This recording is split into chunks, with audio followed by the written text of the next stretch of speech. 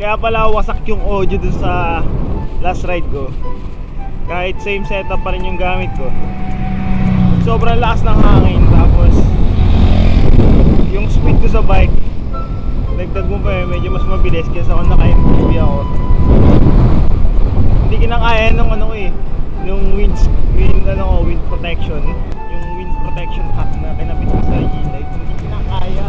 Napipick up pa din yung hangin. Pero medyo mas okay sa audio kaysa wala nung nakalagay na gano'n. Kasi kapag wala kang nakalagay na parang balahibo, wala na talaga, hindi na maintindihan yung audio. Ngayon magbabike ako sa Carmen's ulit. Kakain lang ulit ako doon.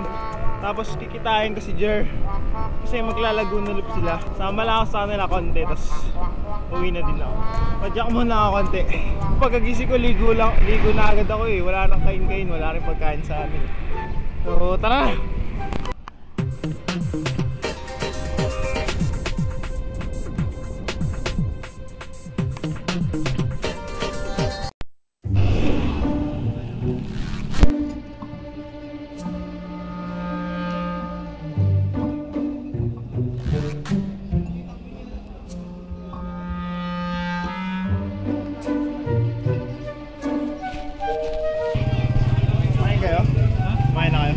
Sa Macdo, sa Binangonan pa, bigla ako nagutom Hindi ka ng ano mo Galing kayo sa Laris, nung pangalawang bisita ko.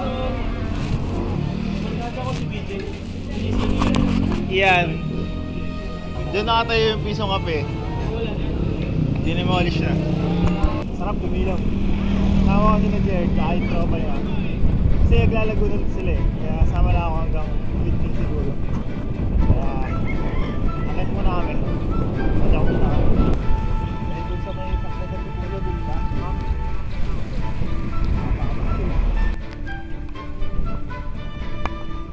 Kapang na naman sa ahon. Kaya hindi nakapag-bike.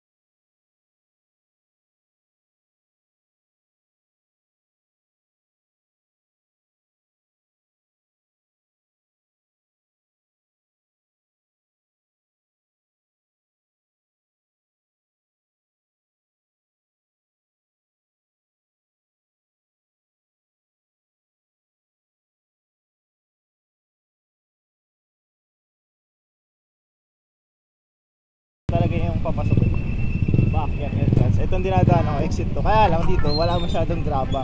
Dun sa kabila puro graba. Kung naka MTB ka, kaya dumaan dun sa puro graba na yun. Loose kasi yung graba dun dito hindi masyado. Medyo nakakalakad ka na maayos. Dati may event dito na Wind Farm XC Challenge, trail race pang XC. Kaya lang hindi na naulit. Yun yung unang experience na makasali sa mga trail event. Pinadyak ko lang mula sa amin. Kung na-maintain yung trail, hindi may trail sana sa amin na malapit.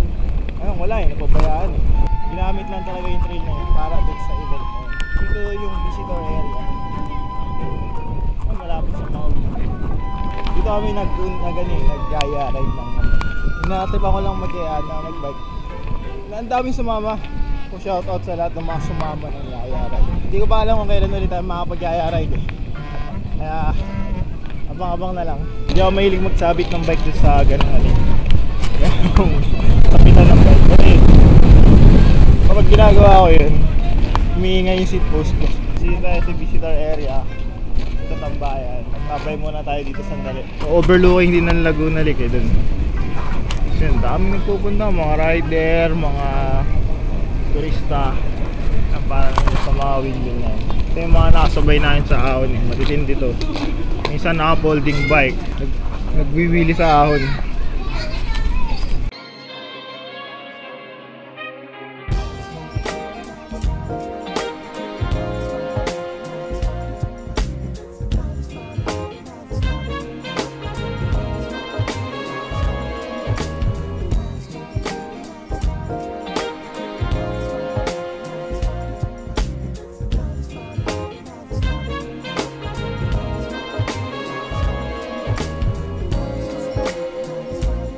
Dito yung I Love Pililla.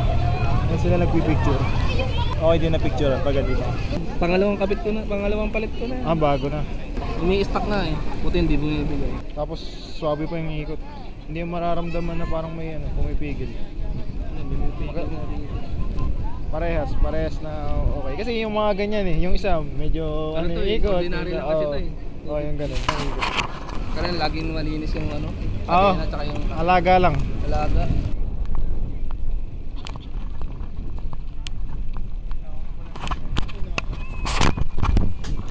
Sa part na to, binitawan ko ng bigla yung action cam. Kailangan ko kasi umawak sa parehong brakes. Okay lang naman kasi may tali naman yung action cam, kaya hindi mauulot.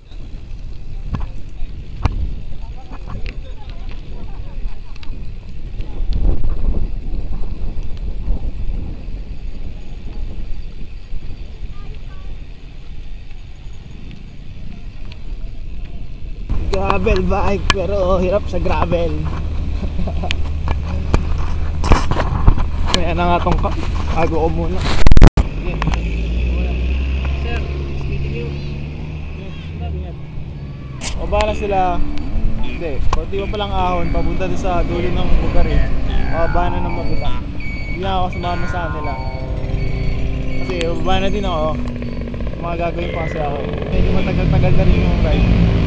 Pero buti handa ako. Nagdala na akong warmer, sleeves, leg sleeve, arm sleeve.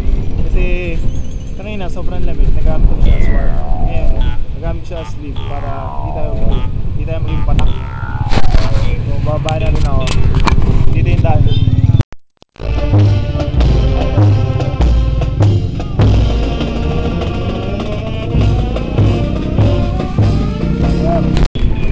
Ito na ulit.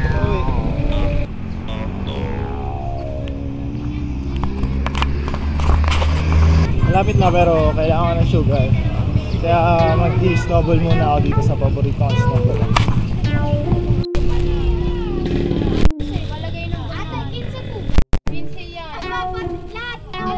Hindi na lang pero ang init na. 7:30 kasi.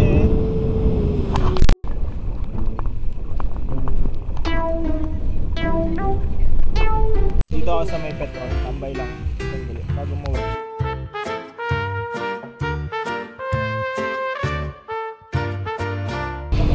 Mas malaki pa dito. Pagsalari niya, nag-iisang takapagmana pa. Sera lang.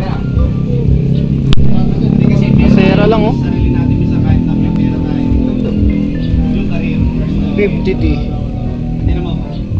Okay, ride natin ngayon. 2 hours, 13 minutes. 39 kilometers, 17.5 kph average. Hindi ako sumama kina Jer sa paglalago na ulit. Kasi mag-isa lang ako.